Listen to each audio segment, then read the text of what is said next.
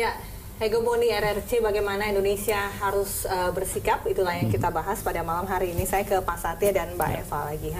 Ada fakta di negeri ini ada penolakan terhadap kerjasama yang cukup signifikan yang digalakkan oleh pemerintah Jokowi JK atas China, Indonesia dan China, begitu. Fakta-fakta ini tidak bisa kita anggap sepele, isunya juga tidak bisa kita anggap sepele karena di tahun 65 cukup luka juga bangsa ini dengan komunisme, begitu, dengan adanya PKI yang kemudian menjadi partai yang dilarang, begitu.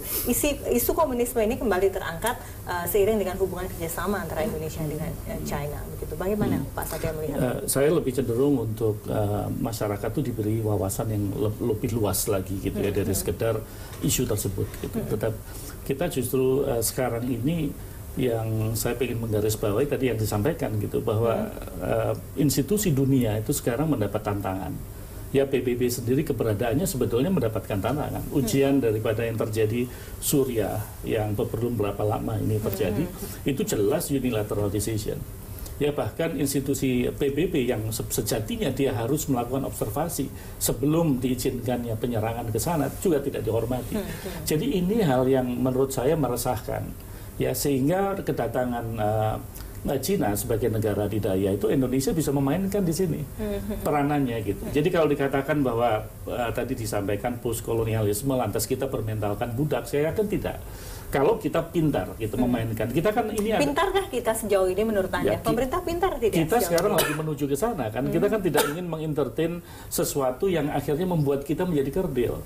Justru di sinilah letak tadi kritik masyarakat perlu, ya masukan-masukan perlu supaya Indonesia bisa menempatkan diri dengan cerdik. Ya di tengah adanya satu tension dunia, mesti diingat sekarang tuh yang lagi berperang adalah mereka berdua. Ya Cina datang bisa mempengaruhi kita untuk supaya kita menambah kekuatan mereka. Bisa begitu. Ya sementara dia juga tahu Indonesia sangat harmonis dengan US, gitulah. Ini yang harusnya diangkat. Gitu. Bagaimana kita sebagai negara yang politik bebas aktif ini, kita bisa memainkan peranannya di antara dua kepentingan besar dunia ini. Nah, tapi sejauh ini menurut Anda, bisakah kita memainkan genderang peran ini begitu cantiknya, mengingat tadi selain ada isu komunisme, ada fakta kerja asing, saya rasa kita mampu ya, paling tidak kita mampu mengelola, mampu mengelola konflik ini gitu, dengan tidak menggantungkan semata-mata pada negara yang selama ini selalu kita gantungkan. Itu kan menurut saya ada satu perubahan gitu, di mana kita ingin berperan.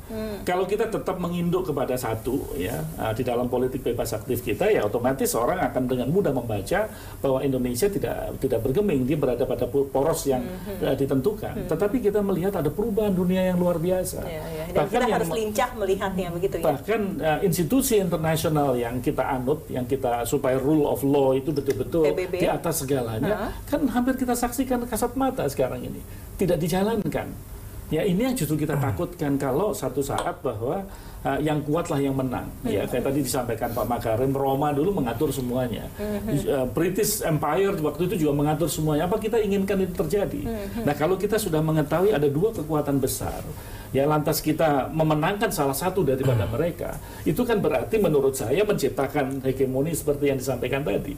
Justru Indonesia lah berperan yang baik ini di sini, ya sebagai kekuatan poros dunia yang lain, karena kita di Southeast Asia secara geografis kita bisa memerankan peranan itu gitu di antara dua kekuatan besar. Nah ini harusnya ya masyarakat dibuka wawasannya supaya kita tahu gitu. Berarti Indonesia dalam hal ini lagi berperan. Ya jangan menempatkan kita sebagai bangsa yang kita mau pindah majikan, itu salah. Ya, kalau kita berpikir bahwa ini kita mau pindah majikan, menjadi keranan kita menjadi kecil. Ya kan, apalagi nanti akan dimasukkan lagi bahwa di dalam detail daripada kerjasamanya akan dilihat bahwa kita sejatinya tidak mempunyai kekuatan apa-apa. Tapi benarkah kita tidak hanya pindah majikan dari yang awalnya US sekarang ke China, mengingat itu tadi investasi China juga masih ada yang belum terrealisasi begitu. Mengenai ekspor impor juga masih belum balance. Belum ada banyak hal yang belum menguntungkan kita. Ya tapi fakta mengatakan ya bahwa import mereka, import kita pada mereka juga besar dan ekspor kita di bawah daripada impor. Oh, oke. Jadi memang kita ketergantungannya masih cukup tinggi. Bukan ketergantungan, paling tidak ada trade deficit yang dimiliki oleh Indonesia. Iya kan? Nah, berarti apa? Tapi berarti ada kita trade. ada trade. Kalau ketergantungan tuh saya nggak mau menggunakan istilah itu, seakan-akan kita 0 dia 10. Ini kan tidak. Ya, kalau kita lihat angka di sini defisitnya sekitar 24 billion US dollar. Ya, mereka 56, kita 30 sekian. Ini bagaimana pintar-pintarnya kita. Nah, maksud saya begitu. Jadi tobalah bangsa kita ini sekarang menyaksikan adanya dua poros kekuatan besar ya. Kalau kita mau tambahkan katakan Rusia ya dengan segala macam kekuatannya di poros ketiga, kita harus bisa berperan di antara tiga ini. Nah, dengan maksud supaya di sinilah letaknya kalau kita pandai menempatkan diri, kita akan mengangkat kita di dalam percaturan internasional kita. Nah, justru kita jangan ditarik gitu. Malah sekarang yang saya ingin menyaksikan ya supaya pemerintah betul-betul bisa memanfaatkan ini juga tidak ada pada salah satu kutub.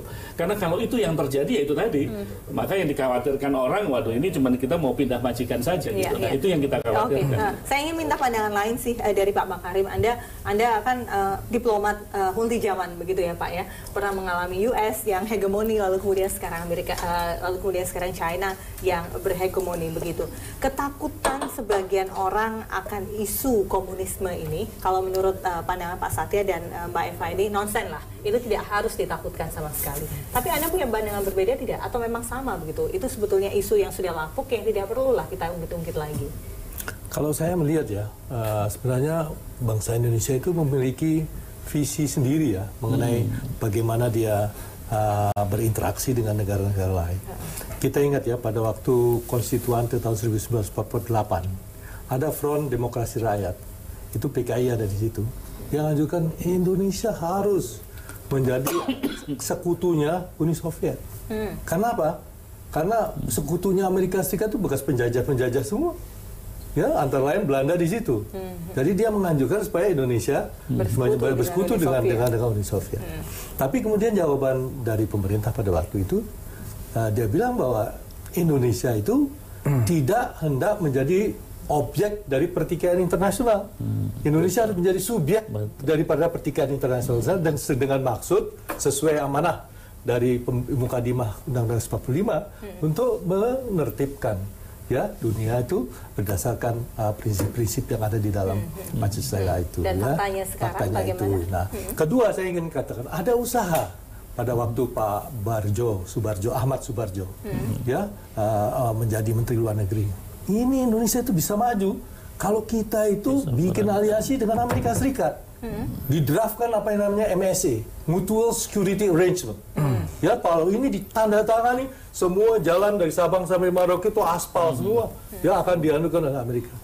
Tapi begitu disampaikan di parlemen, kemudian ditolak dan Menteri Sularsojo berhenti jadi Menteri Luar Negeri. Berarti apa? Either ekstrim kiri maupun istri kanan, it's not acceptable, tidak diterima oleh bangsa Indonesia. Ya, jadi kita itu ada visi di mana kita tidak berkubu pada kekuatan-kekuatan besar, ya, tetapi kita memperjuangkan kepentingan nasional di tengah pertarungan yang ada. Bisakah pemerintah saat ini akan konsisten seperti itu di tengah ya tadi kita bicara seperti yang judul yang kita hari ini bahas begitu, malam hari ini bahas adalah hegemoni Cina ini sangat kuat. Kita belum bicara soal jalur sutra begitu yang itu merupakan salah satu keinginan besar mereka begitu. Bisakah kita bermain sedemikian cantik seperti yang diinginkan oleh seluruh dari kita? Jangan-jangan kita hanya terseret arus dan lalu kemudian itu tadi isu-isu soal komunisme dan lain sebagainya, akhirnya kita tidak bisa menolak itu karena kita sudah tergantung sekali dengan China. Ya, kalau berdasarkan dengan pengalaman negara-negara lain ya, bahwa negara itu bisa berpengaruh. Ya, kalau dia itu satu ya mempunyai kekuatan militer yang besar. Kita kan tidak mempunyai kekuatan militer yang besar.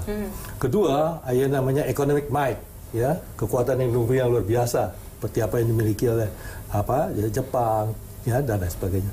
Tapi kita kan ekonominya GDP-nya terbesar di ASEAN ya, tapi bukan merupakan ekonomi yang kuat sekali. Tetapi ada yang mengatakan bahwa bahwa negara itu bisa berpengaruh kalau dia mempunyai apa yang disebut power of ideas, ya. Jadi ada gagasan-gagasan yang keluar terus dari negara itu, ya. Kalau kita lihat pada saat diombang-ambingkan antara Timur dan Barat, kita keluar dengan Konferensi Asia Afrika, ya. We show to people di dunia ini bahwa ada jalan tengah, ya. Maka kemudian berdasarkan dari Dasar-Sila Bandung ini merupakan langkah-langkah menuju penerbitan atau pembangunan gerakan non-blok tahun 62 di Yugoslavia, ya. Jadi ide itu dari mana? Dari bangsa Indonesia, ya, dari bangsa Indonesia. Jadi, nah sekarang di dalam konteks sekarang ada rivalry, jadi persaingan keras antara Amerika Serikat dengan Cina, apalagi Cina sekarang memperkuat kehadirannya di South China Sea, ya, maka kita harus senantiasa kreatif, dan dalam hal ini Menteri Luar Negeri sudah memberikan ide bahwa kita harus mengembangkan apa yang namanya Indo-Pacific Strategy. Ya, Indo-Pacific Strategy itu bukan seperti apa yang dikatakan oleh Amerika Serikat. Kalau Amerika Serikat dia bikin juga Indo-Pacific konsep atau strategi, tapi yang dimaksud adalah kerjasama antara Amerika Serikat, Jepang, India, Australia. Ini kan mengepung, containment, jadi mengepung seperti yang dilakukan oleh John Foster Dulles dulu. Ya, ini bukan. Indonesia itu menginginkan adanya ya semacam grouping ya antara Asia Pasifik, tapi berdasarkan prinsip-prinsip misalnya ya harus open, ya harus transparan dan inklusif. Bukan kayak seperti Trans-Pacific Partnership itu nggak inklusif. Either you are in, ya, the other out, gitu. Ya, nah, itu jadi itu namanya eksklusif. Ya, itu pasti akan membuat mana teman, mana musuh. Tapi ini inklusif. You are interested, please join us. Ya. Kedua, dibiasakan, dipromote apa yang disebut habit of dialogue. Ya. Nah, habit dialogue itu penting apa? Karena apa? Kalau you start to talks, itu berarti nafsu untuk berperang itu kurang. Gitu? Nah, itu ya. Kemudian juga dibentuk apa yang namanya promoting cooperation dan partnership. Kalau itu sudah kemudian namanya cooperation dan partnership sudah menjiwai, ada yang perasaan yang namanya we feeling. Bukan our feeling or your feeling, but we feeling. Feeling bersama, kepentingan bersama, rasa bersama. Ya. Nah, kalau itu dikembangkan sama-sama, maka apa kalau menurut Karl Deuss itu apa yang tadinya perbedaan itu pasti akan lari atau diselesaikan melalui cara-cara damai. Oke, itu kan idealnya seperti itu. Nanti Pak Nasi silakan memberikan kritikan karena saya melihat memang ada ini hampir sama nih pandangannya Pak Nasi berbeda, tapi menarik sekali untuk melihat segala hubungan Indonesia-China ini dari segala sisi begitu ya. Yang kita inginkan kan bukan Indonesia menjadi tenggelam atau tidak ada di 2030 begitu, tapi Indonesia menjadi mengorbit di 2045. Kita akan kembali saat lagi, tetaplah bersama kami.